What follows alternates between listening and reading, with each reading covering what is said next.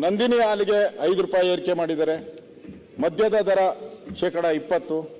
ದತ್ತು ಸ್ವೀಕಾರಕ್ಕೆ, ದತ್ತು ತಗೊಳಕ್ಕೆ 500 ರೂಪಾಯಿ. ಅಫಿಡವಿಟ್ಗೆ 980. ಮದುವೆ ಪ್ರಮಾಣ ಪತ್ರ 400.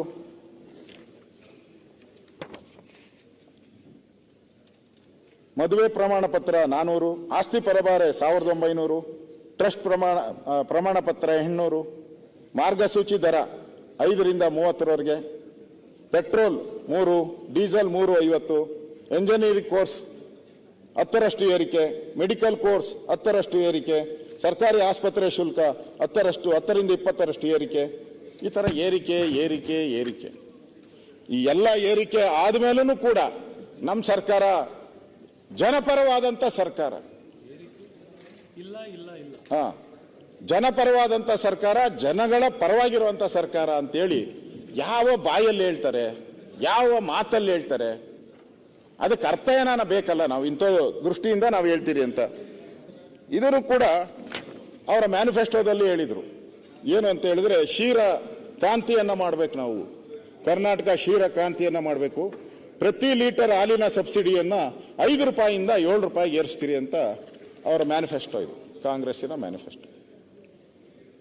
ನೀವು ಗೆದ್ದಾಗಿತ್ತು, ಈಗಿಲ್ಲ, ನಿಮ್ಗೆ ಸಂಬಂಧ ಇಲ್ಲ. ಇದು ಏರಿಸ್ತೀನಿ ಏರಿಸ್ತೀರಾ? ಏರಿಸಿಲ್ಲ, ಇದುವರೆಗೂ ಏರಿಸಿಲ್ಲ ಅದನ್ನ. ಅದರಿಂದ ಇವತ್ತು ಅನುದಾನದ ಕೊರತೆ, ರೈತರಿಗೂ ಅಷ್ಟೇ. ರೈತರಿಗೆ ಏನು ಸಹಾಯ ಸಿಗ್ತೈತೆ ಅಂತ ತಿಳ್ಕೊಂಡಿದ್ರು.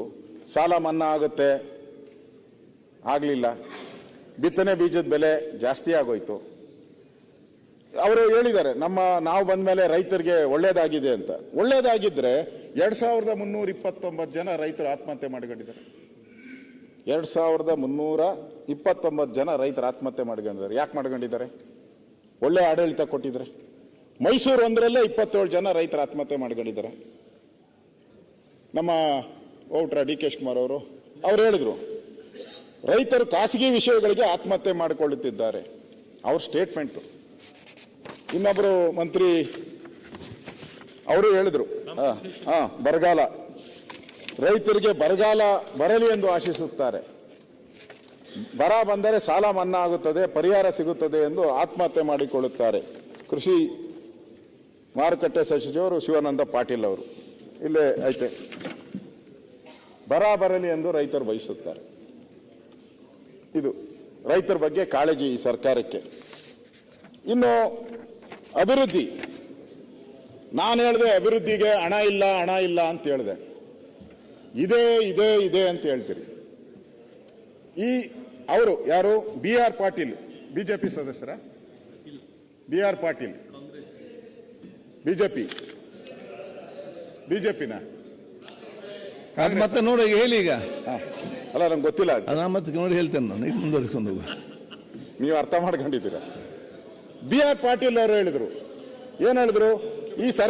ಈ ಸರ್ಕಾರದಲ್ಲಿ ಹಣಕಾಸಿನ ಸಮಸ್ಯೆಯಿಂದ ಶಾಸಕರ ಬೇಡಿಕೆ ಈಡೇರಿಸಲಾಗುತ್ತಿಲ್ಲ ಎನ್ನುವುದು ವಾಸ್ತವ್ಯ. ಅವರು ಮುಖ್ಯಮಂತ್ರಿಗೆ ಅಡ್ವೈಸರ್. ಅವರೇ ಹೇಳಿರೋದು. ಆಗಿನ ಸಿದ್ದರಾಮಯ್ಯನೇ ಬೇರೆ, ಈಗಿನ ಸಿದ್ದರಾಮಯ್ಯನೇ ಬೇರೆ ಅಂತ ನೀವು ಹೇಳಿದ್ರಿ ಅಂತ ಹೇಳಿದ್ದಾರೆ. ಆಗಿನ ಸಿದ್ದರಾಮಯ್ಯನವರೇ ಬೇರೆ, ಈಗಿನ ಸಿದ್ದರಾಮಯ್ಯನವರೇ ಬೇರೆ.